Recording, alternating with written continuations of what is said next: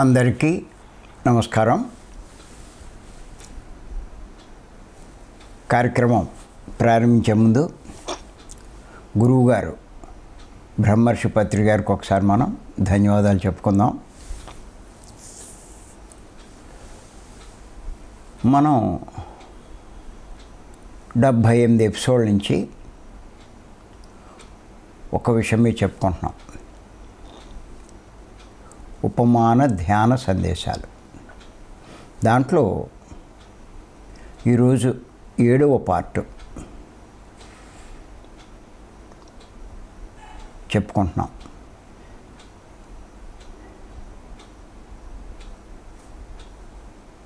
ఏమిటంటే ఉపమానం, పాము కూరలు పీకితే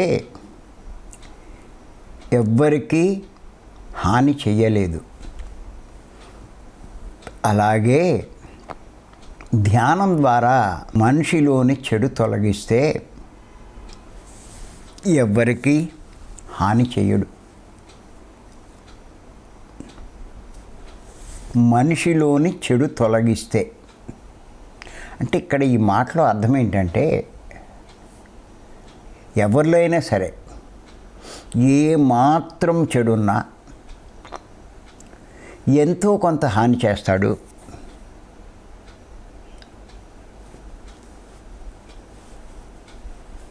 సృష్టి విరుద్ధమైన పనులు చేస్తాడు. దాని ఫలితంగా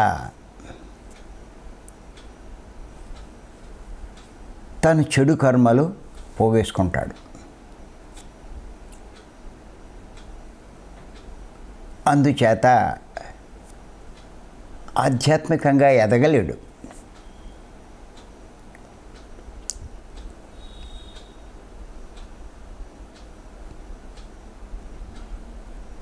మీరు చూడండి, మన వాళ్ళు చెప్తూ ఉంటారు, ధ్యానం చేయండి, మీ 3వ కన్ను తెరుచుకుంటుంది, గత జన్మలు చూసుకుంటారు, సూక్ష్మ శరీర యానం చేస్తారు, ఇలాగా చెప్తూ ఉంటారు. కానీ గుర్తుపెట్టుకోండి, ఈ అతీంద్రియ శక్తులన్నీ కూడా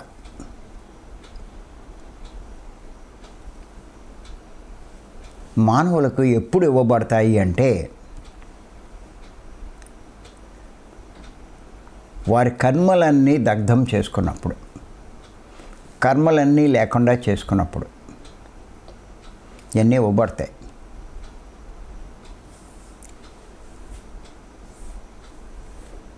ఈ కర్మలు లేని స్థితి ఎప్పుడు చేరుకుంటారు? వారిలో ఏ మాత్రం చెడు లేనప్పుడు. చెడు ఉంటే చెడు కర్మలే చేస్తారు.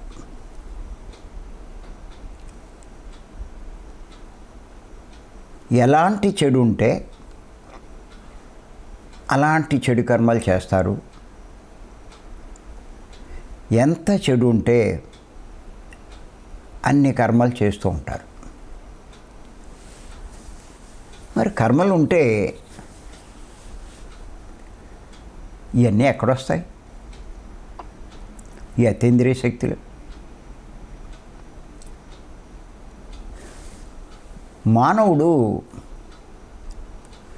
పరిపూర్ణుడయ్యేది ఎప్పుడు అంటే, ఇటువంటి అతీంద్రియ శక్తులు సంపాదించుకొని తద్వారా అతీంద్రియ జ్ఞానం పొందినప్పుడు. సహజంగా ఇంద్రియ జ్ఞానం అంటే ఇంద్రియాలతో చూడగలిగే జ్ఞానం అంతా ఉంటుంది ఏ మానవుడికైనా. కానీ అతీంద్రియ జ్ఞానం ఉండదు.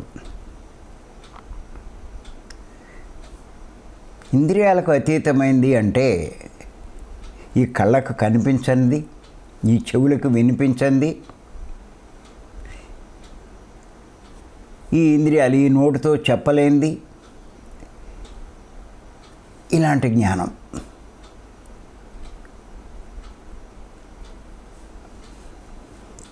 చేత గుర్తెట్టుకోండి, జ్ఞానము అంటే మన కంటికి కనిపించని దాని గురించి తెలుసుకోగలగడం.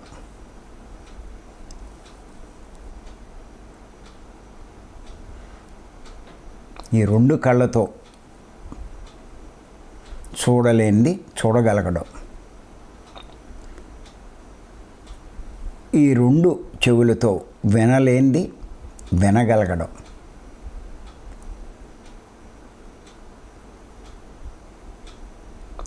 ఇలాంటివి చూసి వింటూ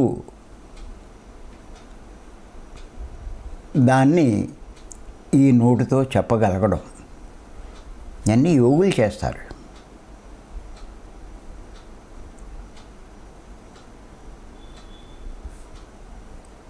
వారి గత జన్మలు తెలుసుకోవడం,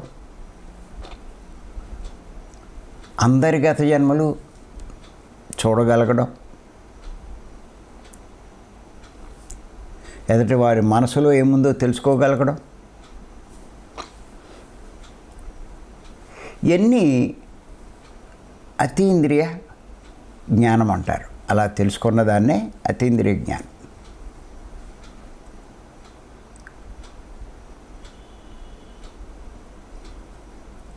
అందుకే అంటారు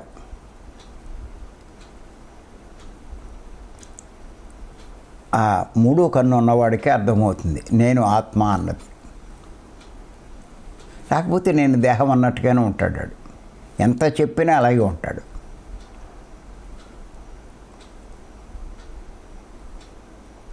మరి ఈ అతీంద్రియ శక్తులు ప్రకృతి ఏం చేస్తుందంటే ఏ జన్మలో ఏది కావాలో ఏది అవసరమో వాడికి అవి ఇస్తూ ఉంటుంది. దాని ద్వారా ఆ జ్ఞానాన్ని సంపాదించుకుంటాడు. మెల్లిమెల్లిగా కొన్ని జన్మల్లో ఇటువంటి వాటి ద్వారా పూర్ణ జ్ఞానాన్ని పొందగలుగుతాడు, పూర్ణ స్థితికి ఎదుగుతాడు. అలా ఎదగాలి అంటే ఈ ఇంద్రియ శక్తులు, అతీంద్రియ శక్తులు ఎవరికైనా అవసరమే. అవి రావాలి అంటే ముందు కర్మలన్నీ పోవాలి. మరి కర్మలన్నీ పోవాలి అంటే ఆ జ్ఞానం పెరుగుతూ ఉంటే కర్మలు మెల్లిగా పోతాయి. కానీ వీడిలో చెడు ఉంటే మళ్ళా కర్మలు చేస్తూ ఉంటాడు. అంచేత ఎవరైనా ముందు ప్రయత్నించవలసింది ఊరికే మూడో కన్ను కాదు. మనలో చెడు తొలగించుకునే ప్రయత్నం చేయాలి ఎవరైనా సరే. నేను చెప్తున్నాను నేను.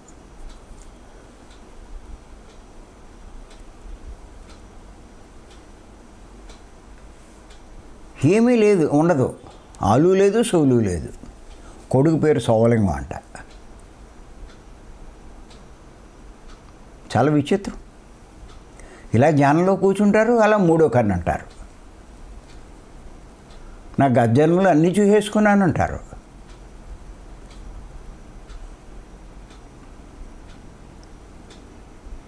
మరి చూసుకుంటే మొత్తం గత జన్మలో పుట్టినప్పటి నుంచి చివరికంటే అన్ని వరుసగా చెప్పమానండి. చెప్తారేమో చూద్దాం.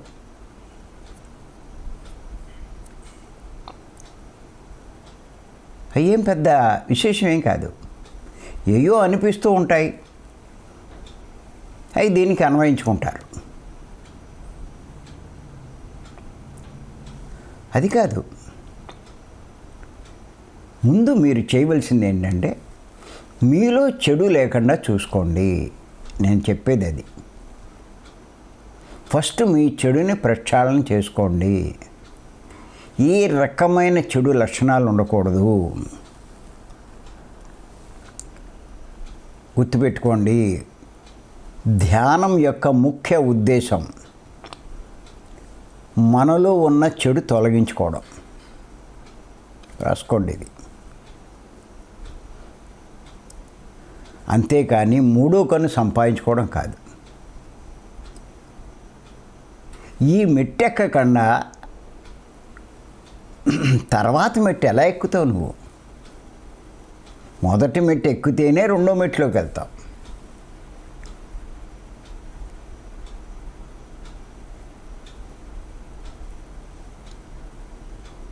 అంచేత ముందు దీని మీద దృష్టి పెట్టండి. మనమేమనుకుంటాం, నేను మాంసం మానేశాను, నేను ఏ దొంగతనాలు చేయను, అయ్యో ఒక మాంసం మానేసినంత మాత్రాన నీలో ఉన్న చెడంతా పోయిందా? ఎన్ని రకాల చెడు ఉన్నాయి మనలో. చెడు లక్షణాలు ఉన్నాయి, చెడు పనులు చేస్తూ ఉంటాం, చెడు తిండ్లు తింటూ ఉంటాం, చెడు మాటలు మాట్లాడుతూ ఉంటాం, చెడు ఆలోచనలు ఆలోచిస్తూ ఉంటాం, చెడు అలవాట్లు ఉన్నాయి, చెడు వ్యసనాలు ఉన్నాయి, చెడు గుణాలు ఉన్నాయి. ఇవన్నీ మనం తెలుసుకుంటాం. ఇప్పుడు అయ్యే తెలుసుకుంటున్నాం. ఇన్ని రకాల చెడు పెట్టుకుని మూడో కన్ను ఎలా వచ్చేస్తుందని నాకు అర్థం కాదు.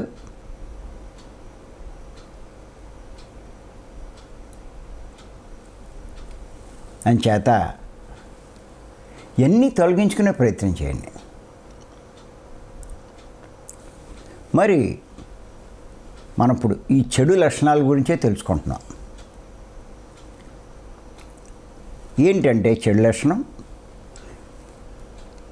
లక్షణాలు ఎప్పుడూ విచారణలో ఉండడం, దుఃఖపడడం, భయపడడం,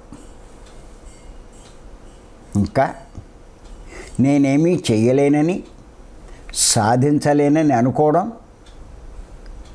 ప్రతి విషయంలో వ్యతిరేకంగా భావించడం. అంతేకాదు, నేను అల్పుడను, ఏమీ లేనివాడిని, ఇవ్వలేనివాడిని అని భావించడం.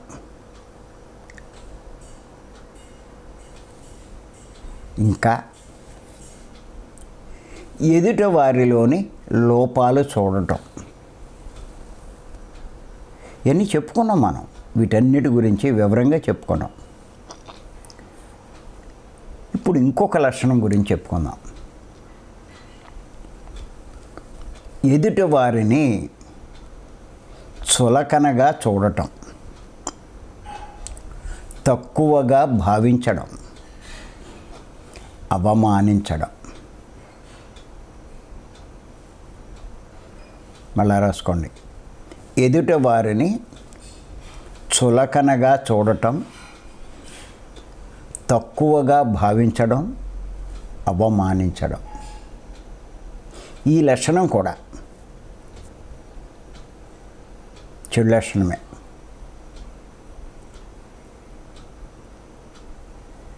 దీనివల్ల మనకి తెలియకుండానే కొన్ని తప్పులు చేస్తాం.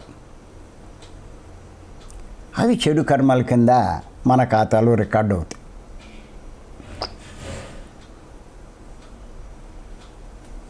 అంచేత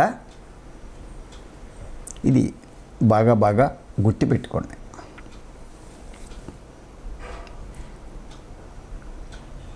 ఇంకేతంటే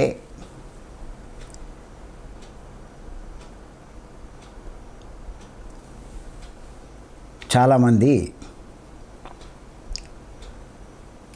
పనివారి పట్ల కానీ, భార్య పట్ల కానీ, డబ్బు లేని వారి పట్ల కానీ, తక్కువ కులమైన వారి పట్ల కానీ అమాయకుల పట్ల కానీ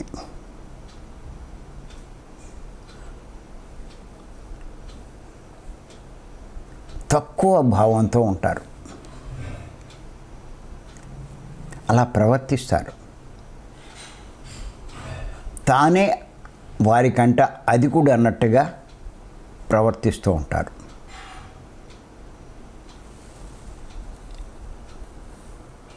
కానీ ఒకటి గుర్తెట్టుకోండి, ఇదంతా అజ్ఞానం.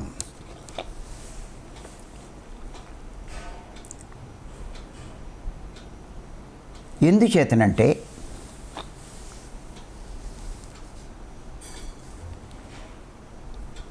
అందరూ ఆత్మలే, ఇది తెలుసుకోవాలి. నువ్వు ఆత్మవే, అందరూ అలాంటి ఆత్మలే. అంచేత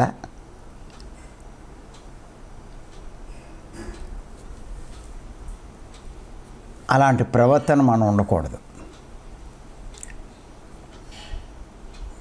మనం ఆధ్యాత్మికంగా ఎదగాలి అంటే దైవ స్వరూపులుగా తయారు కావాలి అంటే ఈ విషయం తెలుసుకోవాలి. ఈ చిన్న విషయం ఇది తెలుసుకోకుండా నేనేదో గొప్ప అన్నట్టు, వారేదో తక్కువ అన్నట్టు, అది అహంకార భావం. గుర్తెట్టుకోండి, నీలో అహం ఉన్నప్పుడే అలా భావిస్తూ ఉంటాం.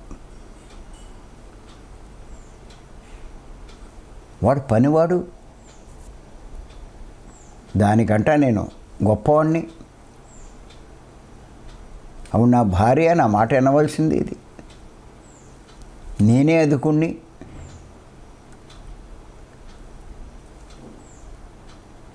ఇలాగా వాడు లేనివాడు, వాడేమిటాడు మొఖం, వాడు తెలివి తక్కువవాడు, ఇది అహం. ఇది ఆధ్యాత్మిక ఎదుగుదలకు ఆటంకం.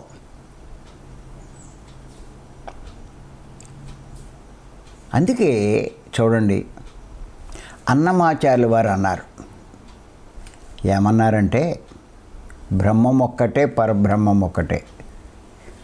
ఆ పాట పాడుతూ హీనాధికములు ఎందూ లేవు, అందరికీ శ్రీహరే అంతరాత్మ అన్నారు. అందరికీ శ్రీహరే అంతరాత్మ.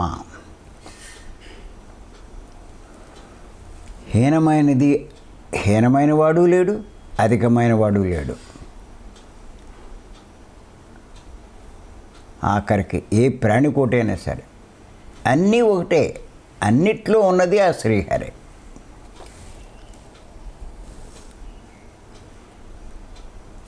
ఈ స్థాయికి రావాలి, ఎదగాలి.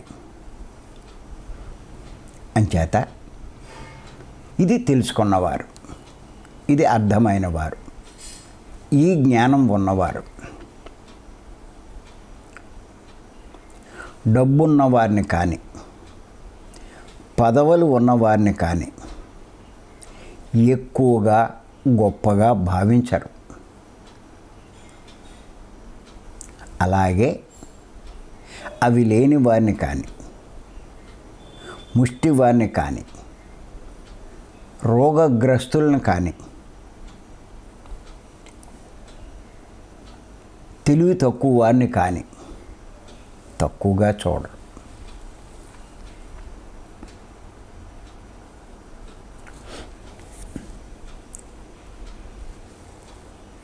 మీరు ఒక్కసారి భగవద్గీతలో 12వ అధ్యాయంలో 3వ శ్లోకం అండి, భగవంతుని పొందాలి అంటే, భగవంతుని పొందడం అంటే నేనే ఆ భగవంతుణ్ణి అని తెలుసుకునే స్థితి. ఇప్పటిదాకా భగవంతుడు వేరు, నేను వేరు అన్న భావంలో ఉంటున్నాం. కానీ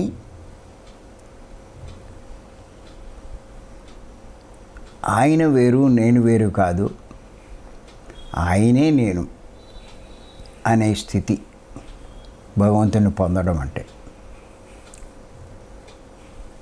అది ఎలా వస్తుందో ఆ స్థితి భగవద్గీతలోని చెప్పడం జరిగింది. 12వ అధ్యాయం 3వ శ్లోకం. ఏత్వక్షర మనిర్దేశ్య మవ్యక్తం పర్యుపాసతే సర్వత్ర గమచిత్యాంచ కూటస్థమచలం ధ్రువం. అంటే దానికి ఏం చేయాలి చెప్పాడు భగవంతుని పొందాలంటే. ఎవరు ఇంద్రియములన్నిటినీ స్వాధీనపరుచుకొని ఎల్లెడలా సమభావం కలవారై అన్నాడు ఆయన. సమస్త ప్రాణులకు హితమనం చుటయందు ఆసక్తి కలిగి ఉండాలి అని చెప్పన్నాడు. అంటే ఎల్లెడలా సమభావం కలవారై, అందరి పట్ల సంభావం ఉండాలి. ఒకరి ఎక్కువ ఒకరి తక్కువ కాదు.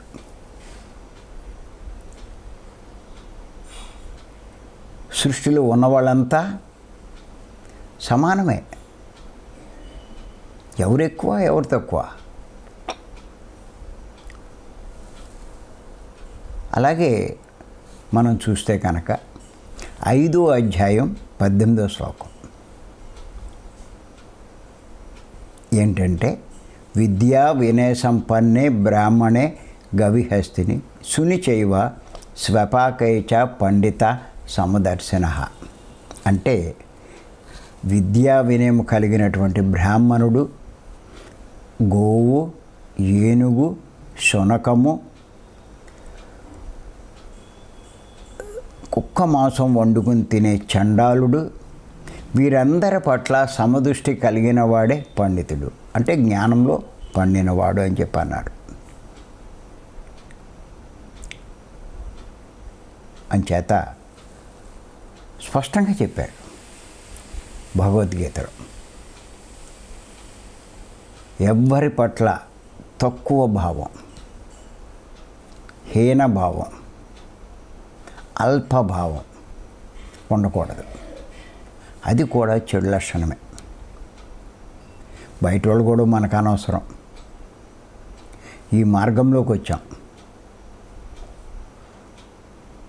మనలో ఉన్నటువంటి చెడు సరి చేసుకోవాలనే నిశ్చయంతో ఉన్నాం. అంచేత ఆ స్థితి ధ్యానం చేస్తున్నాం. ఇంకా వచ్చిందా లేదా, ఇంకేమైనా లోపాలు ఉన్నాయా, అది చూసుకోండి. మీకు ఒక్కొక్కటి సరి అవుతూ ఉంటే మీరు ఎదుగుతున్నట్లు ఎక్కండి. మీరు సరి చేసుకోగలిగితే, మీ ప్రవర్తన మారిపోతే మీరు చాలా ఎదిగినట్టు. ఏం కావాలి మీకు ఇంకా?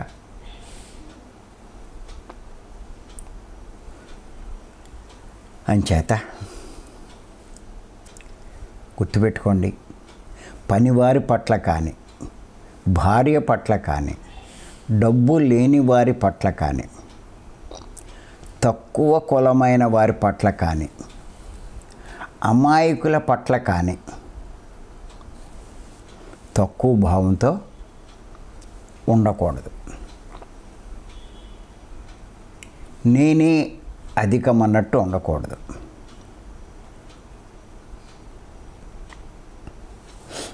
గుర్తుపెట్టుకోండి ఇదంతా.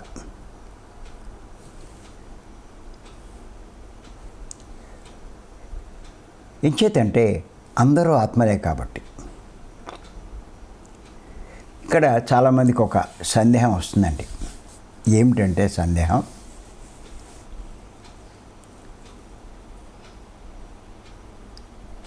మరి పనివాడు నేను ఒకటవుతే వాడి చేత పని చేయించచ్చా? భార్య నేను ఒకటే అవుతే భార్యతో నేను కాపురం చేయొచ్చా? ఎలా, ఇప్పుడు నేనేం చేయాలి అన్న డౌట్ వస్తుంది చాలామందికి.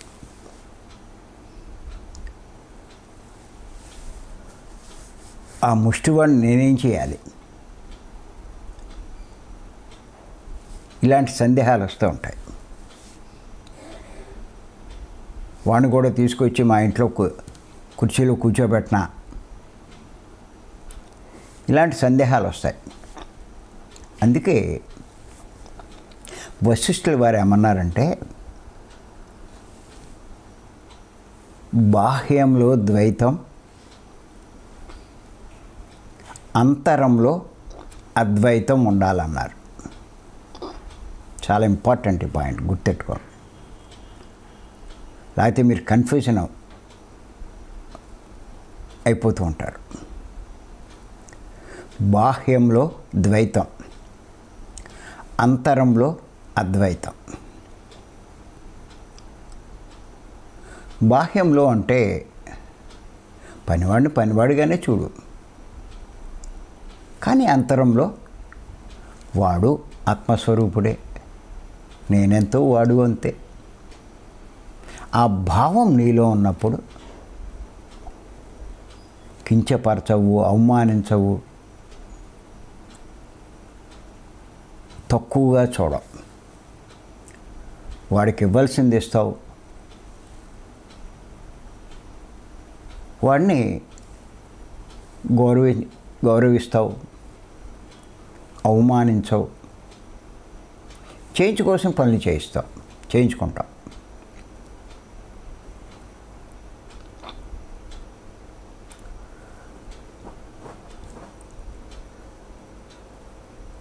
అది అలా చేస్తావు.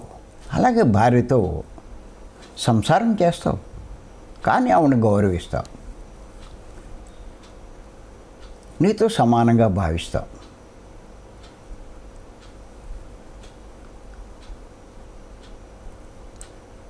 అలాగే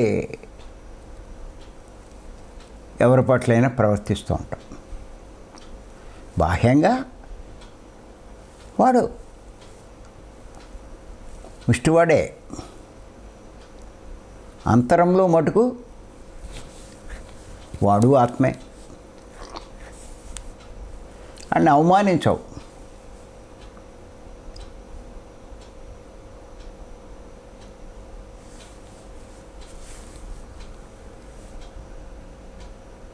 అంచేత వాడిని కించపరచవు. ఇలాగా వశిష్ఠుల వారు చెప్పారు.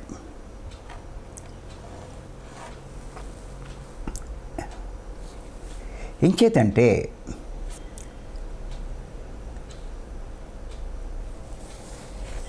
ఒక సందర్భంగా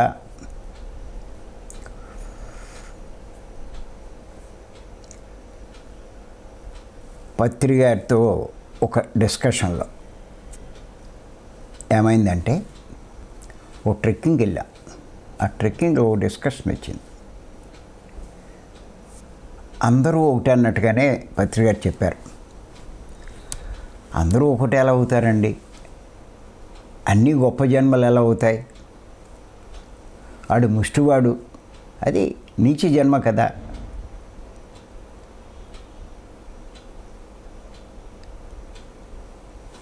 వాడు కోటీశ్వరుడు, అది గొప్ప జన్మ కదా. అప్పుడు తిట్టారు ఆయన.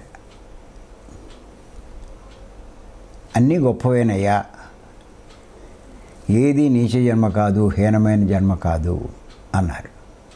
మొదట్లో నాకు అర్థం కాలేదు ఆయన మాటలు. స్పష్టంగా కనిపిస్తుంది, పనికిరాని జన్మది. అడుక్కుంటున్నాడు, ఈ జన్మ కాకపోతే. తర్వాత అర్థమైంది. నా జ్ఞానం పెరిగే కొద్దీ. ఇంచేతంటే అందరూ ఆత్మలే. వాళ్ళు కొన్ని కర్మలు అనుభవించడానికి, అలా అనుభవిస్తూ అనుభవం పొంది పాఠాలు నేర్చుకోవడానికి ఆ రకమైన జన్మ తీసుకోవడం జరిగింది. ఆ జన్మలో ఆ పాఠాలు నేర్చుకుని మరుజన్మ మళ్ళా గొప్పవాడిగా జన్మిస్తాడు. అందుచేత ఇప్పుడు అలా కనిపిస్తున్నాడు, వాడు గొప్పవాడే. చేత తక్కువగా భావించకూడదు. ఇక్కడ ఒకటే గుర్తెట్టుకోండి, మీ భావం ముఖ్యమండి. ఆయన తెచ్చి ఇంట్లో నెత్తి మీద ఎట్టుకోమని కాదు. ఆ భావంతో ఉన్నప్పుడు నీ ప్రవర్తన ఒక రకంగా ఉంటుంది, ఆ భావం లేనప్పుడు నీ ప్రవర్తన ఇంకో రకంగా ఉంటుంది. అంచేత భావం సమానంగా ఉండాలి. ఎంచేతంటే భవిష్యత్తులో వారు కూడా దైవ స్వరూపులుగా ఎదుగుతారు, గొప్పవారు కాగలుగుతారు.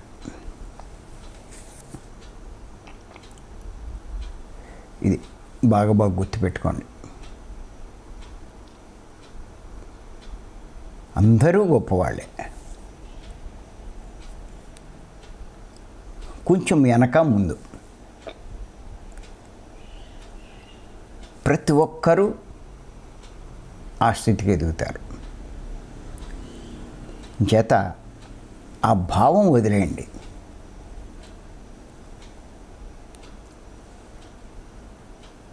అది అహానికి ప్రతీక. ఆ భావంలో నువ్వు ఉన్నావంటే కారణం ఏంటంటే మనం ఇంతకుముందు తెలుసుకున్నాం ఒకసారి. ఆ మూలాత్మ నుంచి ఉన్నదే మూలాత్మ ఒకటే సృష్టిలో, ఇంకోటేమీ లేదు. ముందు పంచభూతాలు సృష్టింపబడ్డాయి. ఈ పంచభూతాల నుంచే 84 లక్షల రకాల జీవులు జీవరాశులు ఏర్పడ్డాయి. అంచేత అన్నీ ఒకటే. అంతేకాదు ఈ శరీరాలకి 84 లక్షల రకాల శరీరాలకి చైతన్యం కలిగించడానికి ఆ మూలాత్మ, ఆ పరబ్రహ్మ, ఆయనలోని శక్తి, కొంత చైతన్య శక్తిని వీటిలన్నిటిలో ఎంత అవసరమో అంత ప్రవేశపెట్టబడ్డా. అందులోనే అంశాత్మ అంటాం. ఆ శరీరంలో ప్రవేశిస్తే జీవుడు అంటాం మనం. అంచేత ఈ శరీరాన్ని నడిపిస్తున్న ఆ శక్తి ఆయనే. ఈ శరీరం కూడా ఆయన నుంచి వచ్చిన పంచభూతాలతోటి తయారు చేయబడ్డాయి కాబట్టి వీటికి అన్నీ ఒకటే. ఇక్కడ ఎక్కువ తక్కువ ఏమీ లేవు. ఈ విషయం తెలుసుకోవాలి ప్రతి ఒక్కరు. అప్పుడు మీ ప్రవర్తన మరి పూర్తిగా మారిపోతుంది. అంచేత అలా భావించడం, అలా ప్రవర్తించడం, అలా అనుకోవడం, ఇదంతా మనలో ఉన్న ఒక చెడు లక్షణం. మరి మనం ఎప్పుడైతే ధ్యానం తీవ్రంగా చేస్తామో, ఆహార నియమాలు పాటిస్తామో, మెల్లిమెల్లిగా ఈ చెడంతా పోతుందండి. అందుకే నేను ఈ భీమవరం కంపల్సరిగా రావాలంటాను నేను. లేకపోతే మీరు ఓ 2-3 నెలలు వచ్చి ఓ నెల మానేశారనుకోండి, ఈ 3 నెలలు వెనక్కి వెళ్ళిపోతారు మీరు. కారణం ఏంటి అంటే మాయ. ఇటువంటి ప్రపంచంలో ఉన్నాం. నువ్వు ఎంత ఎదుగుతున్నా మామూలుగా వచ్చేందుకు అలా అవకాశాలు ఉంటాయి. మీరు వాళ్ళు ఇల్లు తుడిచారండి, ఇంకా తొడవక్కర్లేదా అంటే అంటాం. మళ్ళీ తుడుచుకోవాలి కదండి, ఎందుకు తొడవడం, నేను తుడిచావు కదా అంటే ఎంత తుడిచినా మళ్ళీ దుమ్మట్టేస్తుందండి అంటారు. అలాగే మీరు ఎంత మనసును శుద్ధి చేసినా మళ్ళా ఒక నెలలు పోయేసరికి మనసు మలినమైపోతుంది. మర్నాడు ఓ వారం రోజులు పైగా చూడండి, తుడిచి నీళ్ళలో ఉండదు.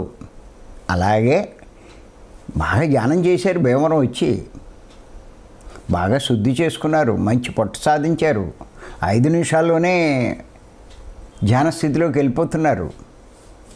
కానీ మళ్ళీ ఒక 2-3 మాసాలు మీరు బ్రేక్ ఇచ్చారు అంటే మళ్ళా మనసు మళ్ళా మలినం అయిపోతుంది, మామూలు స్థితికి వచ్చేస్తారు. చాలా కష్టమండి ఇది. నిరంతర సాధన చేస్తూనే ఉండాలి. మనసు మలినమయ్యే కొద్దీ మళ్ళీ చెడు ప్రవేశిస్తూ ఉంటుంది, మనసు శుద్ధమయ్యే కొద్దీ చెడిపోతూ ఉంటుంది. ఇన్ని రకాల చెడులు ఉంటే మామూలు విషయమే అండి. ఎంతసేపు మూడో కన్ను మీద, సూక్ష్మ శరీర యానం మీద, ఈ అనుభవాల మీద దృష్టి పెడతారు. చెడు పోయిందా లేదా చూసుకోరే. అంచేత చాలా కొద్దిమంది, ఆ కొద్దిమందిలో మీరు నిలబడలేరండి ఇక్కడ.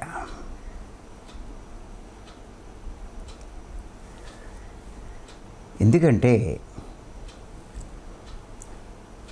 లాభాలు ఆశించేవాళ్ళు ఏదో కొన్నాళ్ళు ఇందులో ఉంటారు, ఏదో వచ్చేస్తుందని. కానీ ఎన్నాళ్ళు కూర్చున్నా వాళ్ళు ఉన్న సమస్య పోదు. ఏం చేస్తారు? ఇంకో గురువుని ఉన్నో పట్టుకుంటారు. అక్కడ మళ్ళీ 1 2 3 ఏళ్ళు ఉంటారు. అక్కడ ఏమి జరగదు. ఒకవేళ ఏమైనా జరిగినా ఆ కర్మ పోవడం వల్ల జరగడం తప్ప అంతకన్నా ఇంకేం లేదు. ఎవ్వడు ఏం చేయలేడండి.